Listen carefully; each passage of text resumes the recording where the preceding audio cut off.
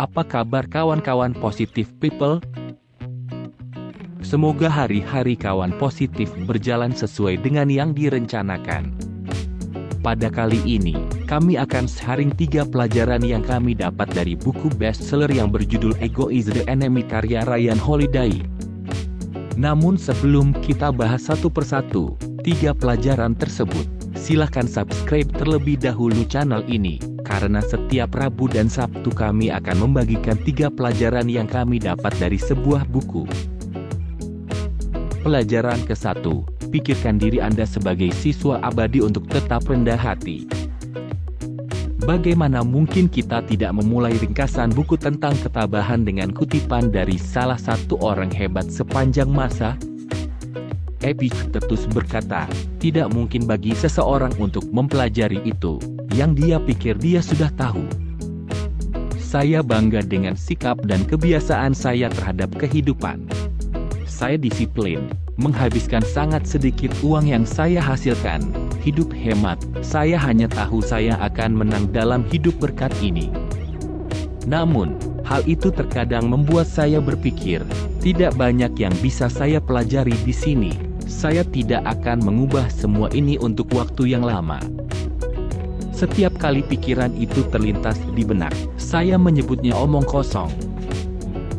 Mungkin benar bahwa prinsip-prinsip dasar ini tidak akan banyak berubah, tetapi ada banyak hal yang harus saya pelajari dalam hal menghasilkan uang, menulis, menjual, menjalin hubungan, dan orang lain. Ini adalah proses yang tidak pernah berakhir. Ryan menyarankan Anda memikirkan diri sendiri seperti yang dilakukan banyak orang Stoa kuno, seorang siswa kehidupan abadi, yang berdedikasi untuk belajar selama Anda hidup. Ini membuat Anda tetap rendah hati dan mendorong Anda untuk belajar dari yang terbaik di bidangmu.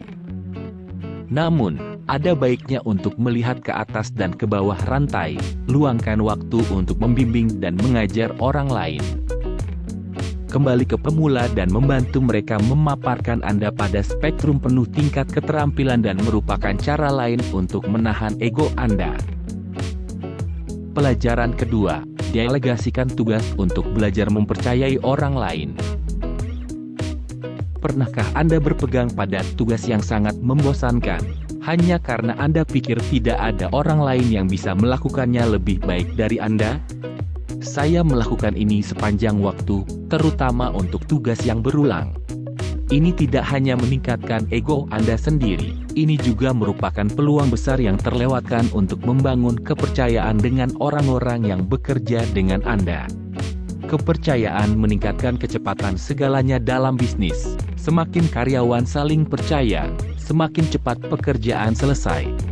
Mendelegasikan beberapa pekerjaan Anda kepada orang lain memaksa Anda untuk melakukan 2 hal. 1. Hargailah karya orang lain. 2. Percaya bahwa mereka bisa menyelesaikan pekerjaan. Ini bukan hanya cara untuk menang melawan ego Anda, tetapi juga bisa menjadi perbedaan antara perusahaan yang berkembang dan perusahaan yang bangkrut. Misalnya, pabrikan mobil legendaris Amerika DeLorean selalu dikenang bukan karena menciptakan mobil Back to the Future, tetapi karena sikap keras kepala CEO-nya karena harus memeriksa setiap detail. Perusahaan itu bangkrut setelah hanya 7 tahun, dan kurang dari 10.000 mobil terjual. Pelajaran ketiga, gunakan hasil yang tidak terduga sebagai titik belok untuk terus meningkatkan produktivitas. Ego kita memiliki kecenderungan untuk meledakkan segala sesuatu di luar proporsi baik dan buruk. Terkadang kita mendapatkan hasil yang jauh lebih baik dari yang kami harapkan. Di lain waktu hasilnya jauh lebih buruk, dan ego kita dapat menghancurkan keduanya. Ketika Anda melakukan pekerjaan yang buruk, ego Anda akan memberitahu Anda bahwa itu bukan salah Anda dan menyalahkan apapun dan siapapun kecuali Anda. Ketika Anda melakukan pekerjaan dengan baik, dan itu akan mengatakan bahwa Anda pantas mendapatkan semua kredit yang ada. Anda sendiri memberi Anda lebih banyak kredit daripada yang mungkin pantas Anda dapatkan. Daripada membiarkan ini sampai ke kepala Anda, gunakanlah keduanya sebagai titik belok untuk terus meningkatkan produktivitas pekerjaan Anda. Mendapatkan hasil lebih tinggi? Ucapkan selamat kepada diri sendiri, putar balik kanan dan kembali bekerja. Mendapatkan hasil lebih rendah? Ambil tanggung jawab, pelajari sesuatu dan mulailah bergerak lagi. Sebagai contoh, dalam website Quora, hasil tulisan saya mendapatkan apresiasi yang baik.